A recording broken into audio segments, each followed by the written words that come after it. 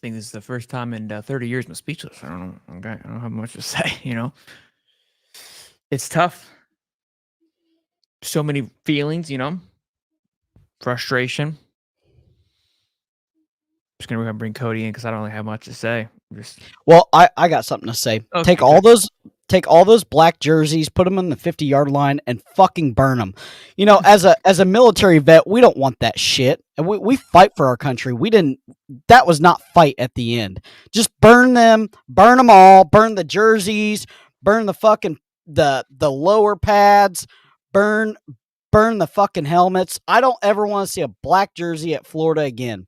It is so frustrating as a veteran. That's what you defensively at the end. That's fight. That hurt me. I feel like defensively we just quit. I mean, you had they got the holding call 1st and 20. It's like, oh, giving us a gift, and KJ runs it for 20 just down our throat. Let's get and Hollywood then not in even down our throat, but he abuses our players on the way down. Embarrassed us. So Hollywood, what's going on, y'all? Y'all can hear me? We can. Man, these motherfuckers. Excuse my language, but these motherfuckers. Billy need an OC just like I said last week.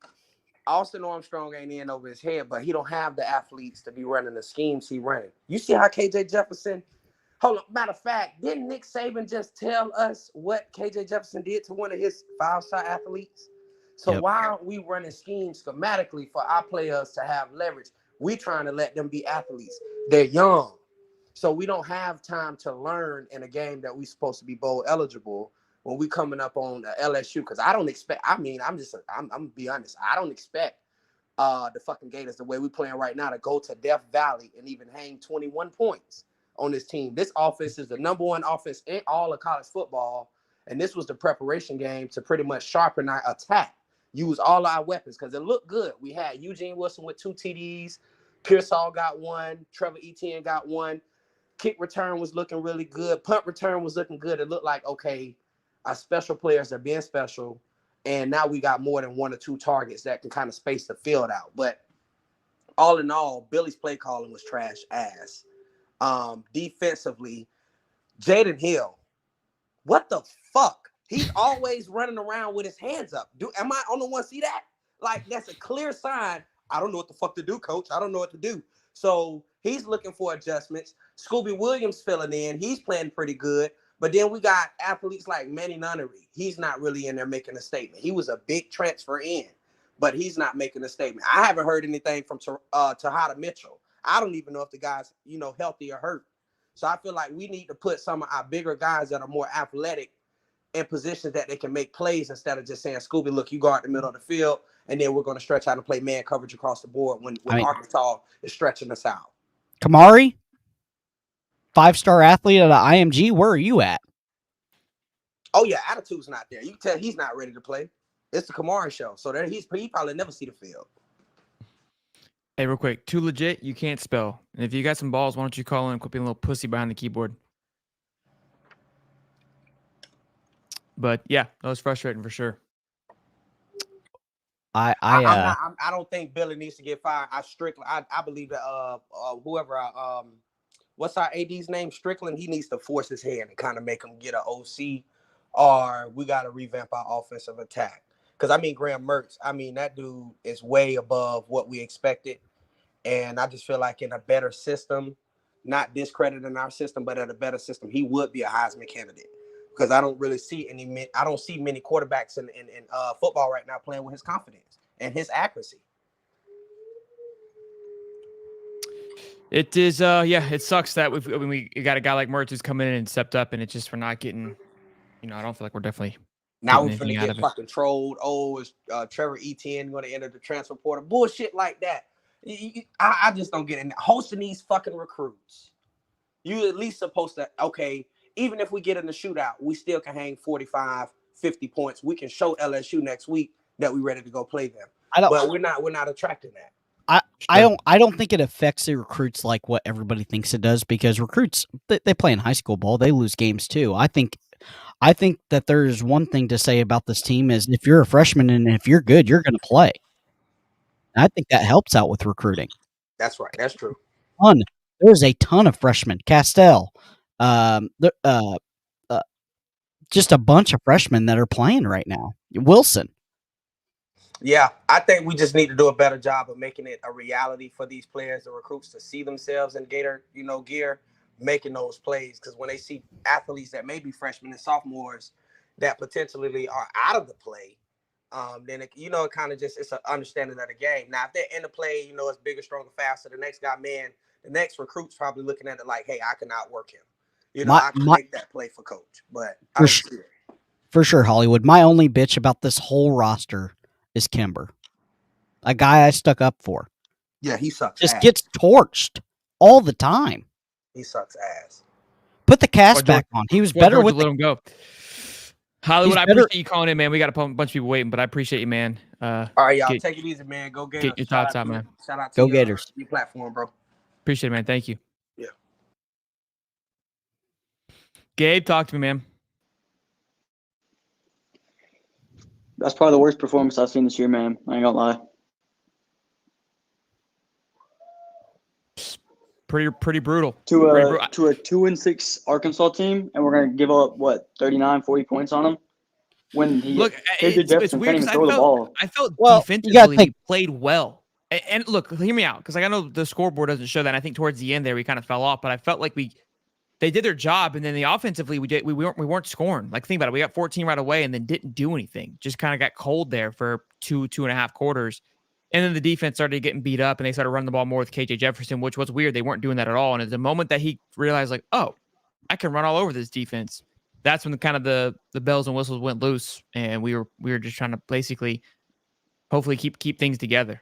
When we scored, when ETN scored to go 33-30, I was like, fuck, we scored too quick. Well, think about the defense. Sure, they looked good at times, but down the stretch, that's more on Armstrong. Like, why are we not running a QB spy when that's all he's doing? He's not throwing the ball on us. They're not using their running backs pretty much. It's just up the middle. KJ up the middle, trucking our D lineman. It's just dumb to watch. I mean, it didn't happen the whole game because he got sacked quite a bit. Well, down the stretch, but where was the pressure at the end? I mean, the whole fourth quarter, there was none. I will say this. Me and Chilton talked about this before on the phone. Why you going to prevent?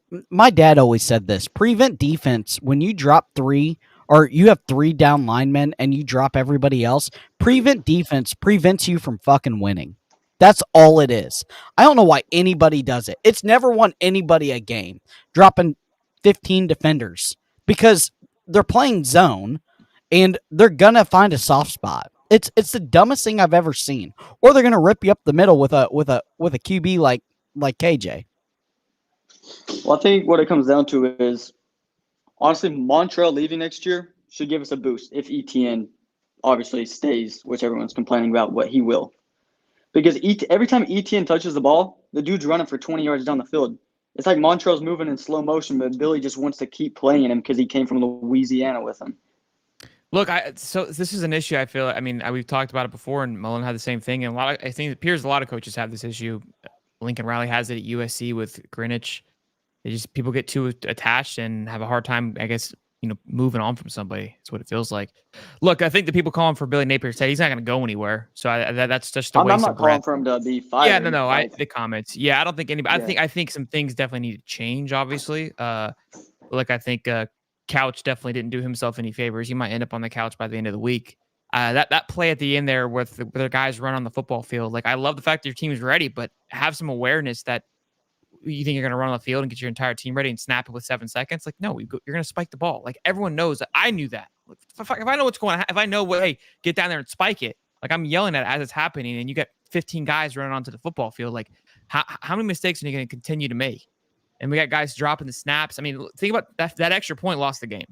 As dumb as that sounds. Yeah, special teams been not an issue all season. Missed extra point, pretty much. If we have another point, we don't need to kick that field goal. Game's over. Yeah. Sure. All right, buddy. I got people waiting, man. Gabe, I appreciate it, guy. Thank you, man. Appreciate it. Driving the big truck. I think you're muted, Daniel. I can't hear you. Now you're muted again. There we go. How about now? There we go. I had my headset muted. What are you How driving, we bro? doing? I am driving a Peterbilt. I would turn my camera around so you guys could watch the road with me, but you didn't see me do that. I did not just do what I just did. Sure, sure. Um, so I will say, you know, long time follower, first time caller. Thank you for calling. I do see a lot of people that are reacting with a lot of emotion, which is understandable. What I will say is, I will say the special teams has been the weakest link of our whole team. Special teams has lost us more games than it has won us this year. And with Kentucky, the block punt attempt that gave them the first down, and then the missed field goals today. Three missed field goals today? Especially a 34 yarder. He's automatic at 34 yards, and it's Yeah. like you blow it. Well, obviously at the beginning of the year, we had a lot of the special team miscues. The running, why is your special teams coach running special teams on the field knowing you gotta clock the ball? There's 8 seconds left. You gotta Yeah, clock the ball. that's bush league shit, right? I mean, that's just such a Yeah. So I will say, like, don't be so hasty with the offense and the defense because of how young the team is and how just thrown together this team really is. Yes, there is some coaching issues, but I will say, if you fix the special team issues, we win more games than what we have won already. Daniel, Um, I'm gonna say this, and Shelton, I'm gonna say this. My son's little league team lost in a same fashion, and they knew when to run on the field and when not to. And they're youth league. Right. They're 9 years old. Right, exactly. Well, that's the thing, that's the coaching. Again, it's coaching. It's the coach saying, special teams, get out there. I played football for 7 years. I played high school and I played after high school. I didn't play college or NFL. I played semi-pro, but still, it's coaching. You listen to what the coach says, and then it's like, coach says run out there. You guys are ready to go.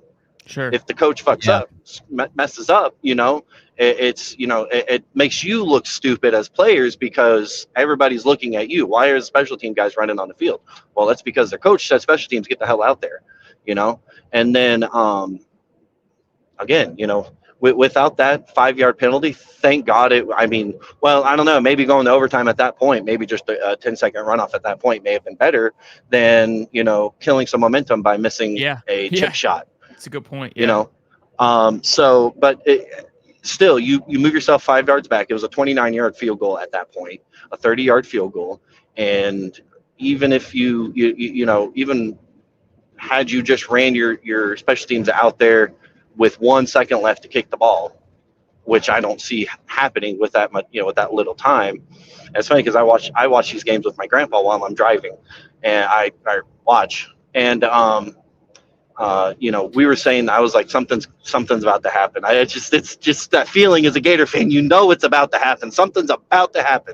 And I had that feeling with the extra point. We scored so quick, and then it was like, you miss the extra point. Like the one thing that kind of saves you if they score, and then, so I will say, I heard somebody say, I think it was Cody said something about Kimber. Yeah, Kimber has been kind of disappointing. Jordan Castell he's arguably the leader of the defense as a true freshman. That guy comes to play. It's kind of sad, but again, look at Tim Tebow. Look at Tim Tebow, his freshman year, national championship team. He wanted to lead the team. Chris Leak was the leader, but he wanted to come in and lead the team. On defense, you had guys that were young that got put into a leadership role, like you were saying about Sheldon. You were saying about Joe Hayden. Joe Hayden got put on the defense, like he was a freshman, wasn't he? Yeah, so he could play. Yeah, he came in as a quarterback and then went to go wide receiver, but he was behind Tim Tebow and Cam, and then he was behind Percy. So Urban was like, "Hey, you can start as a DB if you want to play now." Look, I think exactly. Yeah. And Gator fans, everyone's frustrated. I'm pissed. To be fair, I didn't want to do the call-in show. Cody I had to beg him.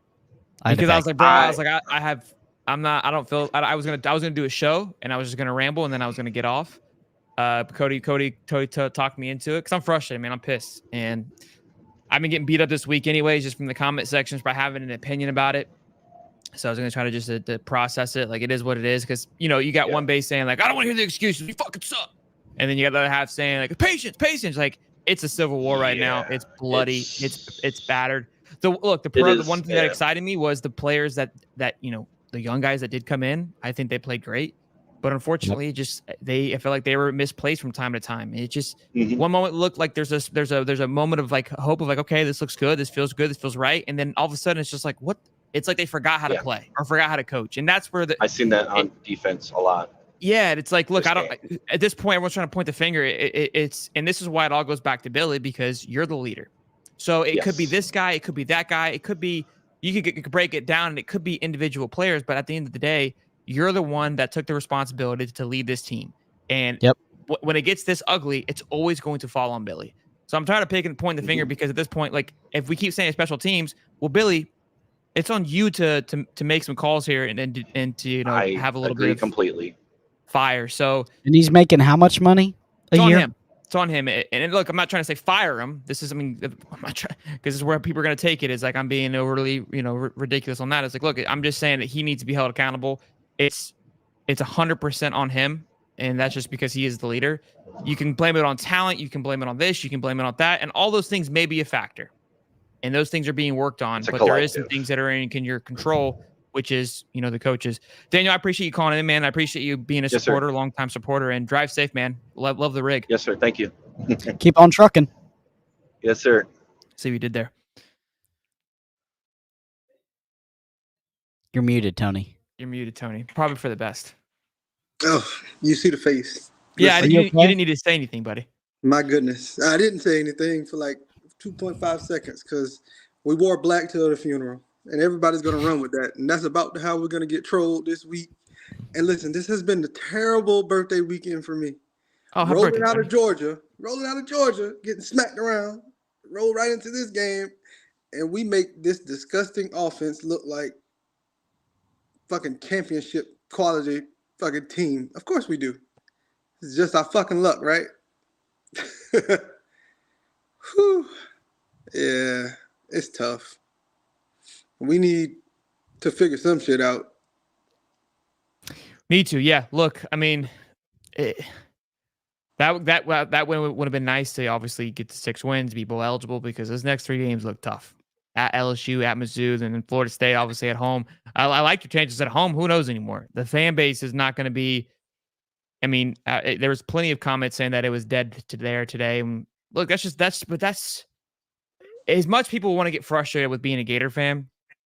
I think there's an art. I mean, not an art, but poetic to it of like, look, like that's just, it's a toxic relationship, right? That's just, it kind of is what it is, but that's what makes it also fun when it is great. Like it is something special. When you're doing things right, it's unmatched. And so it's like, Cody and I talk about it, right? My up and downs emotions, like I'm super high or I'm super low, and it's exhausting to deal with at times, but that's also what makes, my ability to be excited and be fun and be entertaining is because of that. So it's just kind of, you take it with a grain of salt. And like Tyreek Sapp said, that's why you come. And I've had to learn that this week dealing with the nonsense, and I'm going to probably deal with it, the following week and have to take it on the chin. So I've gotten stronger and better. So if as a fan and as I guess like a, announcer of the, representation of the Gator base to a certain extent, how I'm feeling, can't imagine what it's like to be in between the lines, man, and what they're having to go through. So there's a point where it's like, look, you got to dig deep and figure it out, but they haven't been able to dig deep and figure it out.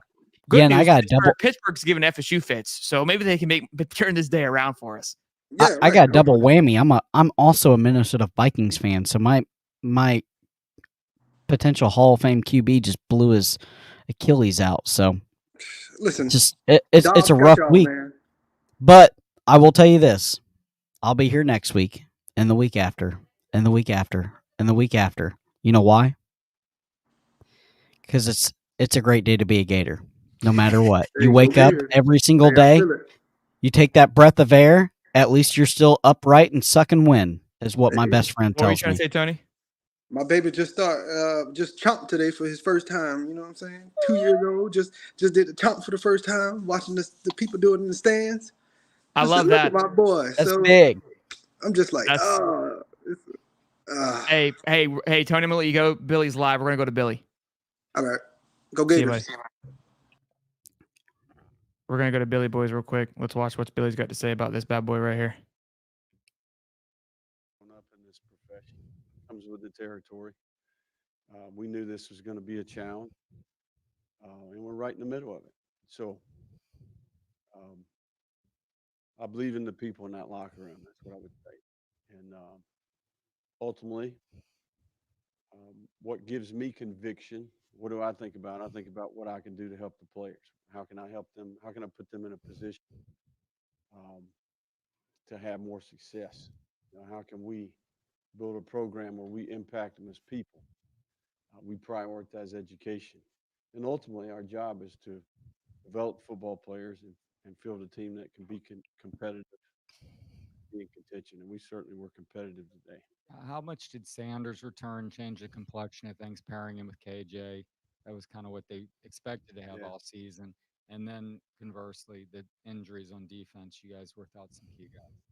Yeah, I think that, we knew the quarterback is well documented. I mean, I think he's a terrific player. He's been a good player for a long time. And heck, I feel like he's been around forever.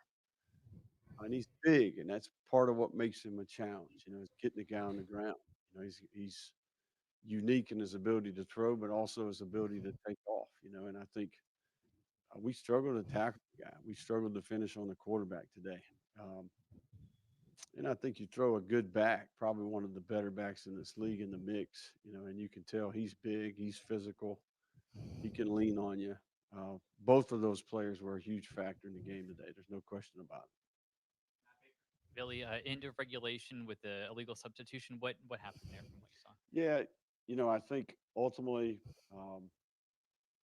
we have a scenario where we would run the field goal team on the field. That's what you're talking about, right? And, a player felt like he heard that specific word, that scenario. We have a player that's in charge of that. And he did it, right? And ultimately, the players around him followed him, right? So, I'll get to the bottom of it, but ultimately, just having talked to that player, I think he thought he heard it and he did his job, right? So, there's no question that there was some confusion there, and we're fortunate, right? We're fortunate that we got away with that. So that's one that I haven't been around before, and I think, that player, he's doing the absolute best that, he's doing what he thought he was supposed to do, so we'll get to the bottom of it. And then you touched on it, but how different was Arkansas's offense with the new play caller? How much of an impact did that have? Yeah, I mean, I think there was no question they did a good job, especially early, the tempo being the main difference. There were wrinkles. The pace in which they played on the earned first downs in particular was a factor. And then they did a good job spreading the field. The quarterback's ability to run the ball was a factor. The read game, the empty Q draw game. And then, the GT counter. I mean, they did a lot of things well. So, I think they were probably 8 of 18 on third down, 8 of 17 like that. Man, I'm just like the players right now. I'm right in the middle of that thing competing. So I think when we go back and look at it, I'll be able to give you a better answer. But very evident that his legs were a factor today. Billy, the special teams unit has Love you, Scott. pretty much consistently had issues, whether it's been procedural or otherwise. What can you do this late in the season to help them or fix that? And at the end of the season, do you have to look at changing the operation completely there? Great question, Delator. Well, specifically, what are you talking about? For a field goal block, the bad snap, and then the procedural penalty running the guys on. Then they've had issues pretty much. Yeah, I mean, I think that, we had a few young people today that had opportunities. That's what I would say. We also had some great punt returns today. We had some great kickoff returns today. We covered kicks and punts well today. I think it's important here, and one of the things that I respect about our team, there's a lot of blame to be spread out, and in this game in particular, I think we're going to look back at all parts of our team. Every single thing that we do gets evaluated, right? When we make mistakes that have nothing to do with the opponent, those are the things that we specifically try to correct, right? So there's no question what you're talking about is part of our process. And ultimately, it comes down to doing the best you can do for the players, right? We have a responsibility to do the best we can do for the players. So, there are things on offense and defense that we can do well today as well. So it's all under evaluation. And I think in particular for me, things that have nothing to do with the opponent, those are the things that you need to get fixed. Billy, would you talk about the problems you had protecting Graham early, and did that affect how you play called? I mean, a lot of stuff that was horizontal, and maybe perhaps because there wasn't enough time to get him the ball, throwing it vertically. Yeah, the edge players were significant going into the game. I think if you talk to people around our league, just turn on the tape. 40 and 7 in particular, I think are two of the better edge players in the league. And then you throw in man coverage with pressure. I'm kind of done. I'm tired. Yeah, I can't hear that anymore. Yeah, I'm tired of hearing it, to be honest with you. I think it's I mean, when he dodged the question, I think Del Toro teed it up perfectly, and then he goes, "What do you mean? What do you mean? What do I mean, Billy? You know what I mean?" And then look, I respect, like, I understand the concept, right, of complimenting the other team, but you already did that. You did it at the beginning of the game. You did it when you started the press conference. You already complimented this a good football team. I get it. You Like, that doesn't just before the game. that doesn't justify the losses there. Let me get some more guys in here. Oh, Rogers, talk to me. Hey, is the sticky note gone or? So I got pissed off while I was backstage, not at y'all, but just in general. I had to come outside, and I got in trouble with my wife because I decided to take the pumpkin and throw it off the second story. That's a slick jacket, though. That pullover. What's sad is I bought it for the game because they're wearing black. Same. So I'm about to catch this on fire with the sticky note. Same. I'll say Sheldon. Yeah, that looked new.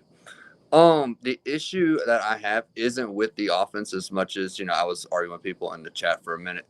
I don't have an issue with the offense as far as a whole. I think we put up a good amount of points to win the game per se. The issue I have is with the last 4 minutes of the game, and then the hiccup with the special teams, and then we literally played overtime to win by field goal when our defense has been sucking wind the entire day. Yep. I almost kind of felt like we should have went for it, right? Well, fuck, go for it. I mean, yeah, we're not stopping anybody. So, but then we would have been pissed. Why is Billy going for it? Kick the field goal, kick the guaranteed points. But I mean, I was feeling that same way. I was like, we haven't really been able to stop a nosebleed. I don't know how I feel about. Right. I would have wished. I wished that we would have had defense first. But the fact that we were even talking about wishing for overtime, then we shouldn't even have overtime. To be honest with you. No, we shouldn't have. I mean, it's just your offense finally was clicking. You see, and I said it at halftime, so I'll say the same thing. I feel the same way. Our freshmen and sophomores stepping up. They're making the plays. They're showing promise. The issue is you can have all the talent in the world and coach yourself into a corner. So is it we're going to get all the new players in and all the transfers in, because there'll be transfers that come in as well, have the talent, and we're still doing these laps of play calling, and we're in the same position or worse. Sure. I don't know, man. A lot of questions for sure. I don't know. That press conference really just kind of irritated me even more. I mean, I get it. I get the whole point of being cool, calm, and collective, but the same. You got to give me a little more. Pittsburgh's up 7-0, by the way, against Florida State. So this day may turn around before we know it, boys and girls. That's all I know. Gravy and Biscuits says stop being bitches. I mean,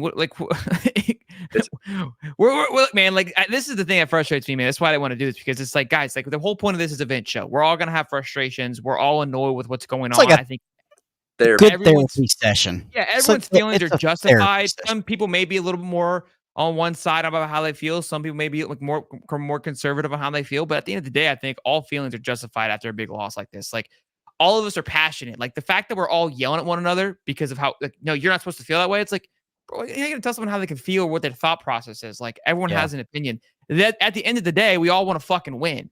That's what it comes down to. That's it. Winning fixes everything. You win, you ain't gonna hear. Oh, this is going to be like, how about him? I'm going to lose my voice. We're going to be screaming at one another and not know what to say because there's going to be yelling. That's all we all want at the end of the day. Yeah, we're gonna get demonetized in the first 30 seconds for all the Fs. We got demonetized on I think it was the Tennessee video for going too fucking bananas. So there's or maybe it was I think it was South Carolina because that was a South big win. Carolina. We were wild, and I didn't help because I was a little inebriated. Slaughtered, yeah.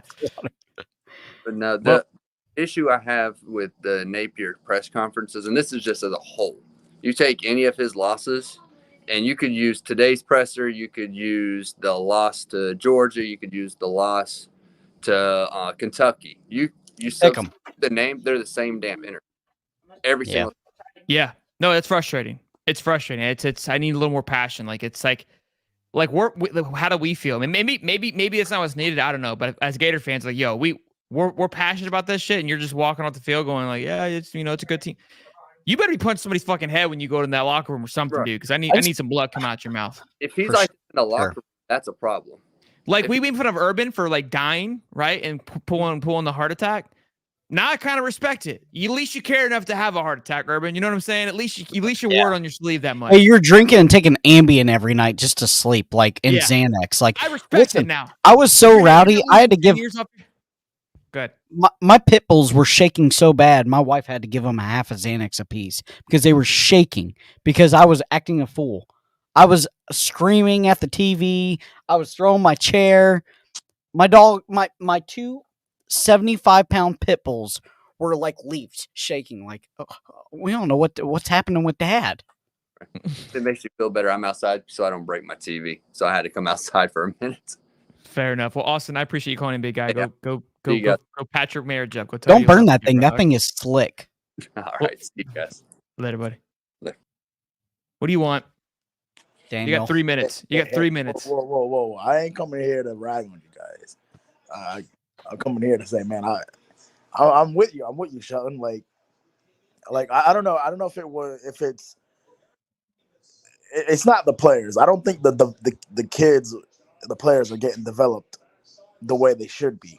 And I think Billy from the beginning focused too much on a coaching staff that is very inexperienced to not develop these kids who are very talented kids and have a lot of potential. I just think he focused too much on this inexperienced coaching staff. And when you do that, like you're bringing all these coaching staffs from the Sun Belt Conference. Look, that's one thing that I got roasted for this, and I completely people were giving me shit because I did a comparison on Sunday's show of the coaching experience, and I chose 4 positions between Georgia, and the coaching experience of the 4 positions I chose, it was 91 years to 25 on Florida, and I didn't even part of that was, and that was coaching experience in Power 5 play, which is obviously very important. And look, Daniel, I couldn't agree more. I think that is a big factor of, and it's kind of what I was alluding to at the beginning of the show of. I like that you bring your guys in, but at some point, when do you leave? You're like, hey, you're not ready for this level yet, and you got to go out and get somebody that's not your guy to make you a little more uncomfortable, right? It's like Bailey's trying to put guys around him that don't have more experience or know more than him. It's like, no, go get an offensive coordinator that's been doing this for plus amount of years, and maybe take a little bit of not a back seat, but you know what I mean? Like it's okay to get guys that are more experienced around you. You don't want to be the most knowledgeable guy in the room as the CEO. Sometimes that doesn't always work. Yeah, in our something sorry, I would say was that like it's not just the coaching staff. It's more of like we try to use the excuse, and I don't think it's really an excuse because I think there's some truth to it. But I think it's when do we stop using it? Because we say, oh, he came into a depleted program, a program that had a lot of issues, and there's truth into that. There's no lies into that, and to an extent. But you have Oklahoma, Brent Venables, who I think it was like almost 50 players who left with Lincoln Riley and a coordinator. I mean, it was a bad thing for Brent Venables, and this guy is doing a really good job over there now. So we kind of can't really use that anymore. And I just, I mean, I know I talk a lot of crap, but man, like, I just don't think he's the guy. And like, the thing I don't like about the press conference is it's these excuses. It's kind of like Dan Mullen saying, when he lost to Georgia, oh, we beat them last year. They beat us this year. It's like, I mean, hold the responsibility as the head coach. Sure. Like, you need to do that, man. Like, sure. Florida is going to fire you really quick. I don't think he makes it till next year. I mean, I think he makes it next year. I don't think he gets fires this year at all. I don't see him winning any of the next. Seat gets hot though. Seat gets hot real hot real quick next year for sure. Yeah, and you guys have a really hard schedule next year. I mean, you got oh yeah. Do you know who Coach I is? The Georgia creator. Yeah. So him and I were talking, and he said I don't think Billy is the guy to win you a national championship. I think he is your Mark Richt, and I'm starting to feel that. Recruits really well, but can't win the big ones. Yeah, look, I mean, maybe what happens. The signing day is what we have like 60 days until signing day or something like that. I mean, yeah. What happens with these commits? Do they decommit? No, I don't think so. I don't believe so. Because the freshmen are all over the field making plays, and I think that he is not, minus Kimber and Johnson, he has not shown any prejudice to seniors or juniors or his guys. He's letting the best players play. I don't understand. And the most seasoned guy that we have on our coaching staff, Raymond, I almost wonder this is why LSU let him go. Maybe he's past his time. I mean, I don't know, man. I mean, I just think that when you hire a coaching staff, I think you really have to hire a coaching staff that is very experienced and willing to say, hey, listen, let me do my job. And I think Billy has that kind of arrogance in him where, yeah, he is humble, but the arrogance part of it is like, hey, I can do everything. Yep. Yeah. No, there's the ego. That's something I've been concerned about for sure. You can do that in little leagues, but you can't do that in the SEC. Well, Daniel, I appreciate you being a bro, man. I got a lot of people waiting. Man, though. go get. Thanks, Bubba. Terrell, what's up, man? How you doing today, man? Another tough loss, right? Yes, sir. You see it, man. Man, so I'll keep it short and sweet, man. I'm a solutions type of guy. This season is what it is. We're playing freshmen. We've established that this is a quote unquote rebuilding year. We got lucky with Graham Mertz in the transfer portal. We all can agree to that at this point in time. We have a stud in Trey Wilson. We got all this Boardingham. Outside of that, at this point in time, we need to burn the red shirt of Aiden Mizell because we're wasting that. We don't throw the ball beyond 15 yards. Everything is lateral crossing, cross the field, quick slants, or a go fade, slot fades with Pearsall and Khalil Jackson, which aren't bad, but those guys aren't burners. They're really going to beat somebody off the line and go deep. So we need to burn his red shirt, get Andy Jean healthy, Caleb Douglas healthy, and just ride them boys out on offense. And then on defense, you know what my issue is? Like I kind of look at it like the NFL. No, this might be a bad analogy. In the NFL, you know how a coach get hired and he's an offensive mind, shall I say? And then, like, when the offense isn't doing well, they don't necessarily care about the defense because we didn't hire you to be a defensive coach. We hired you to be an offensive coach. Billy Napier is an offensive-minded coach, but his offense is so simplistic. After the first 3 drives, it all regresses back to the same plays, all the same 10 plays. Like, the defense is horrible. I know that. If we had a great offense, people wouldn't care so much about defense. We'll say we're going to hire the best defensive coordinator in America. We would do that. That's what everybody would agree to. Dan Mullen's defense was bad. We said we got to get rid of Todd Grantham, but Dan Mullen has the offense under control. We could get to that point. But what we have here, you're an offensive-minded coach, and yet you don't show any innovation. Everything is like what I did in 1995 in high school football. Right? Yeah, I understand we got Trey Wilson. You can run 1,000 jet sweeps.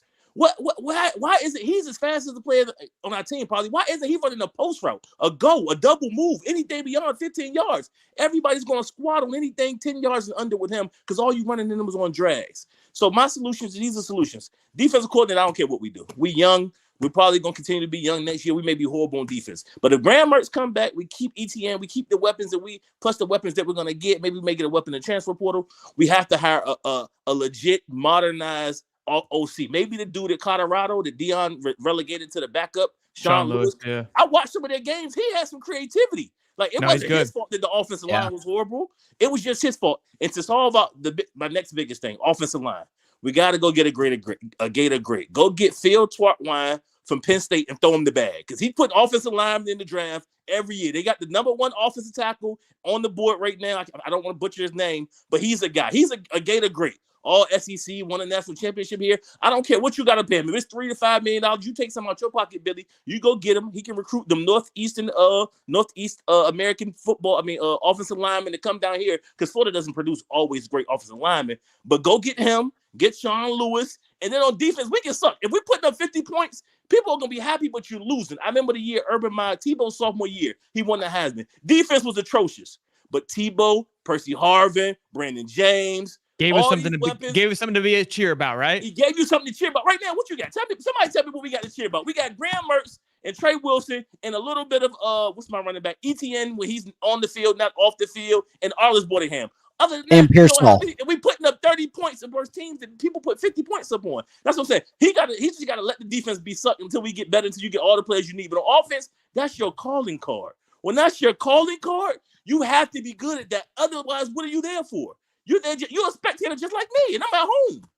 Terrell, you might have just won Caller of the Year, my man. I think that's my issue. NFL, like, you get these coaches, and if they can't coach offense and your quarterback sucks, you fire them in 2 years. There's no need. Well, if you can't coach it, we don't need you to be a defensive coach. We need you to be an offensive coach. He was an offensive-minded coach. Now, his offense may not have been great, but don't table yourself as an offensive coach. Say I'm a head coach, I'm an overseer, I'm going to be a CEO. He's an offensive-minded coach. We got to get Phil Twartwine, get Sean Lewis, or whoever these offensive minds are here to bring some creativity. Billy can implement his run schemes a little bit, but Billy can do? He can script the first 2 drives because his first 2 drives are amazing. After that, don't call no plays the rest of the game. Unless it's a major play and you got to get the approval to go for it on 4th and down, don't touch the play call sheet. You just sit back and talk to the defense and say, how can we get better? Keep everybody energized. Be a coach clapper. Just clap everybody up. Be like Dabo Swinney when they was winning the national championship. Because Dabo didn't do no play calling. He didn't do nothing but just clap. That's what he needs to be at this point in time. Because other than that, because now Dabo got the coach and Dabo's getting and it's showing that he ain't got that talent of that coaching staff on his team. And what's my guy? Well, who's the coach for Billy Napier? He's not no motivator. Everybody's look flat. After them first 15 plays, that's all he's good for. I'm just being honest. Terrell, I'm gonna knock you a half point. Because in the Midwest, when you were talking about those offensive linemen and why they're so big, we call them corn-fed out here. You got to go to Iowa. I'm saying they get something. You got to go to Iowa. You got to go to Wisconsin. You got to go to. You got to go to. But the thing is, he has a name. Nebraska. Yes. My whole point is he has a name. Everybody knows if you go to Penn State offensive lineman, he's probably put in 10, 15 offensive linemen in the last, 6, 7 years from their team. Like, whether it be, maybe they go undrafted, but they on NFL rosters. I can't name your offensive lineman who playing from the Florida Gators in the last 5 years. Name me one who's decent, who's in the NFL. Maybe other than Osiris Torrance. Yeah. That's a luck thing. Yeah, we can't really. I mean, we can take him. He was developed. Now that's the crazy thing. Billy developed him, but maybe he was just a diamond in the rough who just needed some shape shifting and molding. It was going to be that anyways. Because right now, when we got 2 years with the same group, we're horrible. Just pay him the bag. Go get Sean Lewis, another name, and let Billy let's have a great offense and let the defense work itself out. Because you can't keep firing defensive coordinators and just running the same scheme and thinking something's going to change. You got a young coordinator, let him develop into it and put up 50 points and lose 55-55. Like a Lane Kiffin type. Lane Kiffin going to score, but they're going to lose 55-45. And everybody happy in Oxford because he's going to score the ball. That's what you're paying for at this point in time. This notion that you're going to slow people down and hold people to 17 points, you're not beating no big-time programs at 17 points. When you beat Georgia, when you beat Alabama, you get a legit quarterback from the pocket. You put 5-star receivers around them, and you throw that thing 50 times around the field, and you run a draw, run an inside zone every blue moon to keep them honest. You're not beating running no power offense. Nobody's beating that type of talent on the D-line or O-line. You expose the corners because all they do is hold, and you put them safeties in one-on-one matchups where they can't cover elite-level Kyle Pitt tight ends. But you got to recruit that. If you ain't recruiting that and you ain't calling that, then what you get, what you're gonna have for the next 3 to 4 years with Billy Napier. You're gonna beat a Tennessee team that was mediocre on the night we played them because they look good now, and you're gonna lose the games you should win. It's unfortunate, but this is who we are. I mean, you got to rat it out. You can't keep firing coaches, but get Phil Tartwan, however you pronounce his last name, get Sean Lewis or somebody credible like that, and then just score 50 until you get the horses on defense. That's all you really can do. Terrell, I appreciate you, my man. That was call the year. Thank you, Terrell. All of the year. You're the man, man. Appreciate you. I appreciate you. Yes, sir. Thank you. Terrell was spot on there. I don't know how you follow that thing up there. That was absolutely exceptional. And look, I think how he nailed it on the head is like, yeah, you're right. We don't have anything to kind of hold on to. And that's kind of where we find ourselves. Like, we're finding certain players that we're excited about. But I think that was perfectly said, right? You're the offensive guy. And yes, you may have issues with, coordinator, this or that. But if you're not firing all cylinders on offense, which we have the weapons, right? That's the thing. We've got guys that you can be getting the ball good to. Sometimes it looks well, like you said, like first 15, but his base calls are so vanilla. Let me get through this. I gotta get going here in just a minute, but we got a few people still left. Jay Smith, what's going on, man? Talk to me. Hey, well, it's hard to follow freaking Terrell. I'm sorry, man. I don't tell you. It's dialed in on that one. Got to step up to the plate and swing. Yeah, well, let me give it my best. He just KJ'd the whole show there, so I don't know how to follow up with that. But well said. You know what? I'm kind of call me whatever, but I'm kind of on board with the defense in this game. It seemed like they stepped up from that first half of that first quarter, kind of lost it maybe in that fourth quarter. But me personally, I think it was more on the offense this time. The line, we got to do something with this line. And Josh Braun leaves Florida and goes to Arkansas and kills it in Arkansas. How are we supposed to compete with that? Yeah, no, look, I agree. I said that too at the beginning. Like, look, I mean, the defense, in my opinion, was looking flat at the end there. But it's like, look, you got to have a compliment right back and forth. And offensively, we went and scored 14, but then the offense kind of shut down. The defense was doing their job, but offensively, we weren't, giving it back. But I agree with. I think defensively, it looked much better, especially with how many guys were out, and we kept dropping. I mean, Pyburn dropped. TJ Searcy went down for a bit. We got the injury bug like nobody's business. So. Yeah. There were some signs of hope on defense, but offensively, yeah, we just look flat. Listen, I'm a 4th-string Monday morning quarterback, right? I don't even start the Monday game, right? But I think we should be patient with this coaching staff because there's something, and I don't know what it is. Maybe it's me because I didn't do a whole lot of playing. I've done a little more coaching in my experience, and I see something there. I like this Austin Armstrong guy, but the one thing I can pick apart is the defense is I don't know what tackling with the tucked arm and the shoulder is. Some of these hits are legal in flag football. We have got to wrap up. We've got to get those hands on the outside shoulder. We got to get our bodies on that outside shoulder out and our hands around people. Otherwise, you can't tackle in the SEC. You can't tackle in college football with a shoulder. Who are we trying to hit? KJ Jefferson, the biggest quarterback it seems to be in the league, and we're trying to hit him with a shoulder? We're trying to get defensive linemen under 300 pounds to hit this man with a shoulder and bring him down? Come on, man.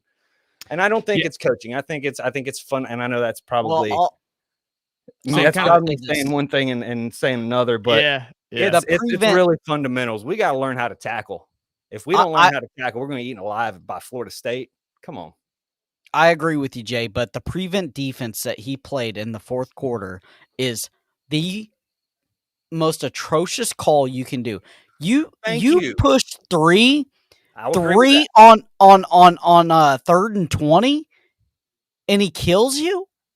Like, what are you doing? Why? Why are you dropping 8 guys into coverage? I hate to sound like one of these Gator fans too, but when are we going to put our foot down with officiating in the SEC? And I'm not talking about just on the Gator side, but it just seems like officiating as a whole for both sides. When even as a Gator fan, I look and I'm like, we're fixing to get a pass interference. But then you see it's really just a sign of poor officiating. And for the integrity of the game, you have to call. You have to make calls. The early whistles, pass interference is just like they don't exist anymore. officiating, and I hate to be that Gator fan, but officiating has got to clean up in the league as a whole. I like that comment as a whole. I'm never gonna sit here and say, hey, like we didn't lose that to a call. Yeah, I refuse to. I refuse to. It's because again, like if you're out there playing good football, it is what it is as part of it. Honestly, if it's even on both sides, which the no calls were kind of pretty even on my opinion on both sides of the ball, then it is what it is. I don't mind letting it play for a little bit as long as it's consistent. Just like balls and strikes. If you want to have a big strike zone, that's fine. Just make sure it's the same on both sides.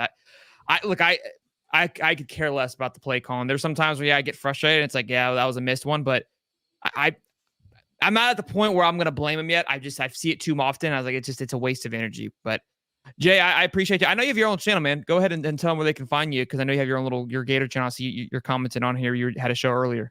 Yeah, we're really new. A buddy of mine, Donnie B. We just got together. We're just some Gator nerds. We like to can I cuss? We like to talk a little crap about the Gators and things. Again, we don't cuss. We don't cuss on here. So quarterback, we're Gator nerds. We love your energy, Sheldon. We love to have you on, Cody. Appreciate it. We appreciate what you do, and peace out, guys. Go Gators and all kinds of. Hey, yeah, we don't cuss on here, so yeah, just keep it. Never. I didn't. You're welcome. I'm just fucking with you. I'll see you, but I appreciate you calling in, man. Go Gators. Appreciate you. Chase Harrington. Here again, my friend. How you feeling? Can you hear me? Oh, yeah. I can hear you, boss. All right. I know my picture's small on there, but you see the little outfit I got my little girl in and that cake right there? Yes, sir. So, like, this is what Florida fans are all about. We bleed this. Hello? So, anyway, I'm going to say what everybody else here is scared to say about Billy Napier. And we can't fire the man because this whole kicking out a coach every 3 or 4 years, how's that worked out for us? We paid the man. We're going to have to ride this out. But the point is, the team's soft. The team is soft. That Cantrell tackle where he just got trucked, that's a perfect image of our season right there. That man just got knocked back, didn't even hit the ground. This team ain't even trying, man. Like, Billy Napier's a great recruiter. I get that. But, like, he does not get these boys fired up and ready to go. They go out there and they get outplayed every time. Chase, when's the last time you saw a fired up elite defense? It's been a long time. Probably, I guess, Urban Meyer years. Muschamp, maybe. It's the same way on the offense, though. It's just like we're not beating nobody that we're not supposed to, and we're struggling against the teams we're supposed to. That's just. And he keeps rolling out here like y'all cut off Billy Napier's conference because it's just the same old, same old. I trust in this team. We're going to do what we need to do. Yeah, I know they're going to figure this out. Give me something, give me something to kind of like, okay, there's a little bit of passion, but it's just, I don't know. We see it sometimes in the videos, a little like cinematic recaps from the Gators, and look, I feel like the team loves it. I mean, there's definitely a bond there. I haven't really seen too much quit, but that defense looked like I quit right in overtime. They looked depleted. Right. That was the first time I felt like it looked a little depleted for sure. Well, Chase, I appreciate you. Shout out to you and your little girl with her Gator stuff, man, and all kinds of weather. That's the dumbest comment I've ever seen. Hold on, Cody. All right, Chase. Thank you, man. Mm-hmm. Just ignore it, Bubba. Rodriguez Spencer, did I say it right? Hey, yeah, you said it right, man. What's going on, man? What's going on, man? Appreciate you calling in. What's up, bud? Man, I see 11 players and not one person that's a leader, offense and defense. And know what's so frustrating, man? You got players like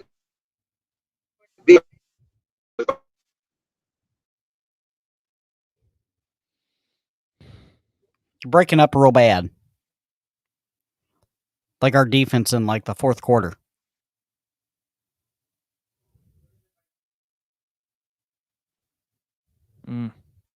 Call it at that. That might be the move right there. Yep. Sorry, Spence. All right, boys. Well, look, great show. 500 strong over that. Yeah. Smash the like button. I appreciate you guys calling in though. Healthy call-in show for as healthy as it could be, I guess. Oh, hold right. on. Try it one more time. You back?